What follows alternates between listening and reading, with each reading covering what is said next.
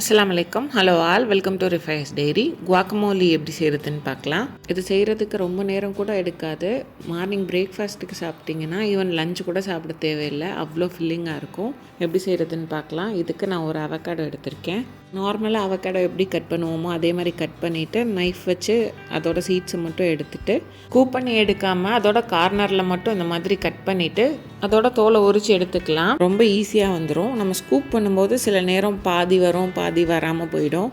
இப்படி எடுத்தோன்னா ஃபுல்லாக அவக்காடோ கரெக்டான ஷேப்பில் கிடச்சிரும்.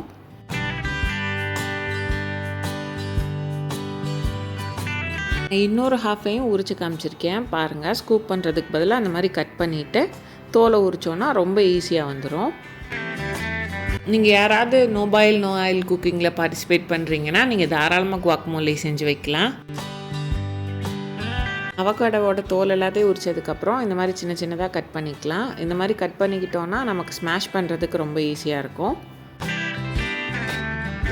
இது கூடயே நான் ஒரு பாதி பெரிய வெங்காயம் சின்ன சின்னதாக கட் பண்ணி சேர்த்துருக்கேன். அது கூட பாதி தக்காளி சேர்த்துருக்கேன், ஒரு பாதி லெமன். இது எல்லாத்தையும் கூட பார்ஸ்லி இல்லைனா கொத்தமல்லி உங்களுக்கு எது வேணுமோ அதை சேர்த்துக்கலாம். எனக்கு இன்றைக்கி போட தோணலை, அதனால நான் சேர்க்கலை. இப்போது நம்ம கட் பண்ணி வச்சுருக்க அவக்காடோ எல்லாத்தையும் ஒரு பவுலில் சேர்த்துட்டு இது இந்த மாதிரி ஃபோர்க் வச்சு லைட்டாக அழுத்தி விட்டிங்கனாலே நல்லா ஸ்மாஷ் ஆகி வந்துடும். இந்தளவு நல்லா ஸ்மாஷ் ஆனதுக்கப்புறம் இது கூட கட் பண்ணி வச்சுருக்க வெங்காயம் சேர்த்துக்கலாம்.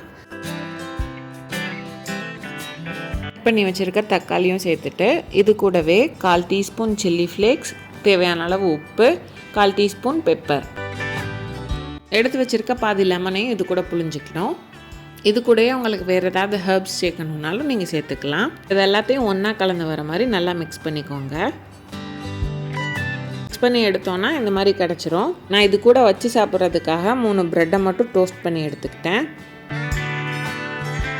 இந்த ப்ரெட்டை டோஸ்ட் பண்ணுறதுக்கு நான் ஆயிலோ கீயோ பட்டரோ எதுவுமே சேர்க்கலை. சும்மா நார்மலாக பேனில் வச்சுட்டு இந்த மாதிரி டோஸ்ட் பண்ணி மட்டும் எடுத்துக்கிட்டேன். இந்த மாதிரி ஸ்பேச்சுலா இல்லாமல் கையில் திருப்பி போட்டு பழக்கம், நான் திருப்பிக்கிட்டேன். நீங்கள் உங்களுக்கு பழக்கம் இல்லைன்னா இந்த மாதிரி ட்ரை பண்ணி பார்க்காதீங்க. 2 சைடும் டோஸ்ட் ஆகி வந்ததுக்கப்புறம் இதை எடுத்துக்கலாம். இப்போது சர்வ் பண்ணுறதுக்கு ஒரு பிளேட்டில் உங்களுக்கு எவ்வளோ தேவையோ அவ்வளோ குவாக்கமோலி வச்சுட்டு இது கூடயே டோஸ்ட் பண்ணி வச்சுருக்க ப்ரெட், அப்புறம் நான் எக் பாயில் பண்ணி வச்சுருக்கேன், அதையும் வச்சுக்கிட்டேன். உங்களுக்கு வேறு ஏதாவது ஃப்ரூட்ஸ் அந்த மாதிரி ஏதாவது வேணும்னா நீங்கள் அதையும் வச்சு சர்வ் பண்ணிக்கலாம். ஒரு ப்ரெட் எடுத்து அதில் கொஞ்சமாக ஸ்கூப் பண்ணி நான் வச்சு காட்டுற மாதிரி நம்ம நார்மலாக சாண்ட்விச் பண்ணுவோம்ல அது மாதிரி ஸ்ப்ரெட் பண்ணிவிட்டு அப்படியே எடுத்து சாப்பிட்லாம். ரொம்ப டக்குன்னு பண்ணிடலாம். கண்டிப்பாக ட்ரை பண்ணி பாருங்கள். ட்ரை பண்ணிவிட்டு எப்படி இருந்ததுன்னு கமெண்ட்ஸில் சொல்லுங்கள். இந்த வீடியோ பிடிச்சிருந்தா ரிஃபைஸ் டைரியை லைக் பண்ணுங்கள், சப்ஸ்கிரைப் பண்ணுங்கள், ஷேர் பண்ணுங்கள்.